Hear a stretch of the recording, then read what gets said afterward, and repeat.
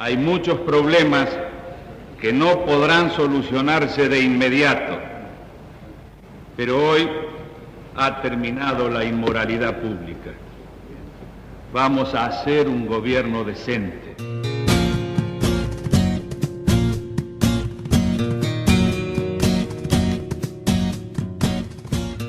El retorno de la democracia en 1983, luego de la dictadura cívico-militar, encontró una Argentina inmersa en una gran desigualdad social que obligó a realizar importantes cambios. Las numerosas campañas de alfabetización, la autorización del funcionamiento de los centros de estudiantes a nivel secundario y universitario, y el libre ingreso a todos los niveles del sistema educativo marcaron los principales ejes de la enseñanza durante el gobierno de Alfonsín. Su prioridad fue fortalecer los cimientos democráticos sobre los que debía apoyarse la nación y así lo anticipó en la campaña presidencial. Con la democracia se come, con la democracia se educa, con la democracia se cura. No necesitamos nada más que nos dejen de mandonear, que nos dejen de manejar la patria financiera, que nos dejen de manejar minorías agresivas, totalitarias, inescrupulosas, que por falta de votos buscan las botas para manejar al pueblo argentino.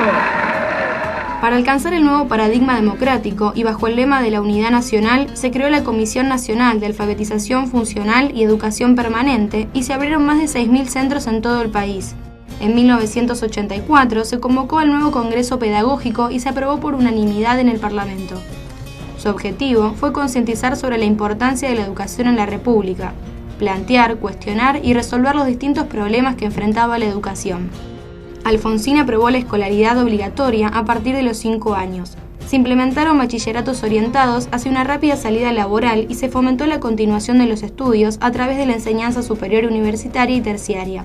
Pero la crisis política y económica que atravesó el país y provocó la entrega anticipada del poder impidió que se concretaran varias de las aspiraciones que tenía el expresidente. Desde el comienzo de nuestro gobierno encaramos con vigor y decisión la reestructuración del Estado. El objetivo de llegar a establecer un Estado moderno implica concentrarlo en sus finalidades esenciales y liberarlo de todo aquello que por año y acumulativamente lo vino condicionando hasta el ahogo. Con el arribo de Carlos Menem al poder en 1989, se inició un conjunto de reformas políticas que significaron una bisagra en la manera de entender y hacer en la gestión pública. La educación constituyó uno de los campos donde la racionalidad tecnocrática orientó el proceso de reforma que incluyó la transferencia de la educación a las provincias. El objetivo fue reducir en 900 millones los gastos del Estado Nacional apelando a una visión economicista, pero sin contemplar el impacto social y las diferentes realidades provinciales. En una cadena nacional, el expresidente justificó la descentralización educativa al considerarla una transformación estructural de la educación argentina. La descentralización hacia el objetivo final de establecer un auténtico y vertebrado sistema federal es un propósito unánime para lograr la mayor calidad educativa. Hoy entramos en una profundización de esa política, a través de la cual todos los servicios educativos pasan a las distintas jurisdicciones, excepto el nivel terciario y el universitario, que permanecen en el orden nacional. Las universidades nacionales fueron lo único que no se traspasó a las provincias. La Ley Federal de Educación reemplazó la escuela primaria por la educación general básica, conocida como EGB, y reemplazó la escuela media o secundaria por la educación polimodal de tan solo 3 años de duración.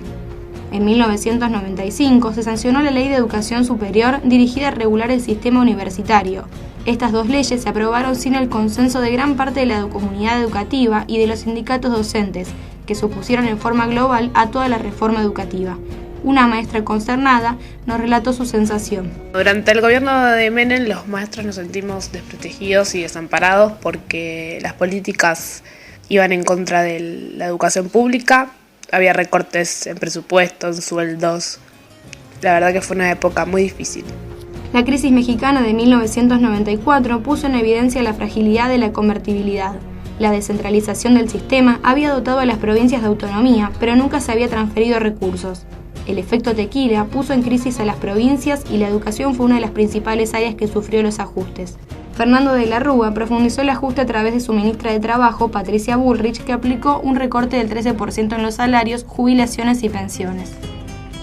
Con la llegada del kirchnerismo al poder en el 2003, la educación volvió a ocupar un espacio fundamental en la agenda del Estado Nacional. Un claro ejemplo de ello fue uno de los primeros actos del gobierno de Néstor Kirchner, que acudió a Entre Ríos a resolver un conflicto docente. Allí el flamante presidente hizo una convocatoria a que en todas las provincias se garantizara el acceso a la educación. Para nosotros es tan importante un chico de la capital federal como un chico de Jujuy, de Entre Ríos o Tierra del Fuego. Todos tienen que tener el mismo nivel de acceso a la educación. La supuesta federalización que se había impulsado en la década anterior tuvo como consecuencia enormes desigualdades. Para revertir la situación, los gobiernos de Néstor y Cristina Kirchner decidieron que el Estado central incrementara su inversión en materia educativa y elevaron ese monto al 6% del PBI. El ministro de Educación Nacional, Alberto Sileoni, considera que en esta área también se puede hablar de una década ganada a partir de las políticas del Estado. Pasar del 3% del PBI al 6,40%, duplicar el PBI universitario del 0,5 a más de 1, 1.800 escuelas, 70 millones de libros, 2,5 millones de netbook, 9 nuevas universidades a las cuales el 90% de los que ingresan son primera generación de estudiantes universitarios, 22% más de alumnos en las universidades, más alumnos en el sistema público obligatorio, más docentes, más posibilidades, más libertades, más participación. El oficialismo decidió plasmar en leyes las distintas transformaciones en materia educativa. De esa manera, en 2005 sancionó la Ley de Financiamiento Educativo, que no solo fijó la inversión del 6% del PBI, sino que puso como objetivo recuperar la escuela técnica y prorrogar el Fondo de Incentivo Docente. En 2006 impulsó la Ley de Educación Sexual, que le valió duros enfrentamientos con la Iglesia, y la Ley de Educación Nacional, que reemplazó la Ley Federal del Menemismo. Esta norma fijó la obligatoriedad de la sala de 5 años, subió las exigencias para la carrera docente, estableció una escuela primaria de jornada completa, un segundo idioma obligatorio, el acceso a la informática y nuevos contenidos como la educación sexual. El contraste fue evidente con respecto a la década anterior y Cristina Fernández de Kirchner no obvió el tema en sus discursos. La educación, que también había sido uno de los sectores más castigados en la década de los 90, fue prácticamente dejada de lado. Yo era legislador igual que ustedes y frente a nosotros aquí durante años estuvo instalada una carpa blanca de los docentes que pedían un salario mínimo social garantizado. Ya luego fueron monedas, luego fueron papeles, porque también recuerdan las cuasimonedas que existían en numerosos, los LECOPS, los patacones y numerosos papeles que se diseminaban en todas las provincias. En la actualidad suele haber acuerdo en que en estos años se ha mejorado la inversión y la legislación en materia educativa. No obstante, desde algunos sectores se esgrime que la calidad educativa no solo no ha mejorado, sino que ha empeorado. Estas opiniones son refutadas por el titular de la cartera educativa, quien asevera que la mejora fue no solo cuantitativa, sino también cualitativa. La calidad no es solo mejorar los aprendizajes.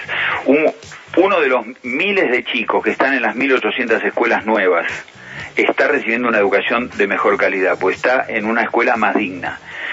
Lo que quiero sintetizar es, tenemos que mejorar los aprendizajes. Los estamos mejorando. No es cierto que esta década solo es ladrillos y libros. Los estamos mejorando. Sin embargo, hay desafíos pendientes, como revisar los programas escolares, perfeccionar las capacitaciones docentes, pero sobre todo, procurar reducir la deserción escolar. Lo que cuesta, y nos cuesta a nosotros y le cuesta al mundo, es que en el secundario los que ingresen, egresen.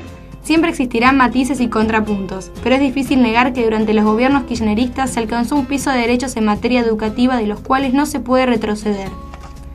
Las medidas ya tomadas son el piso para encarar otras reformas de carácter estructural. No solo es el Estado el responsable de esa área y tampoco alcanza con que los docentes perfeccionen su tarea. Es indispensable que toda la sociedad se actualice e internalice lo que significa vivir en un país secularizado, donde se acepta la identidad y los derechos de género, el matrimonio igualitario y la educación sexual. Cuando este nuevo paradigma cultural esté definitivamente arraigado entre los argentinos, la escuela va a mejorar en términos cualitativos.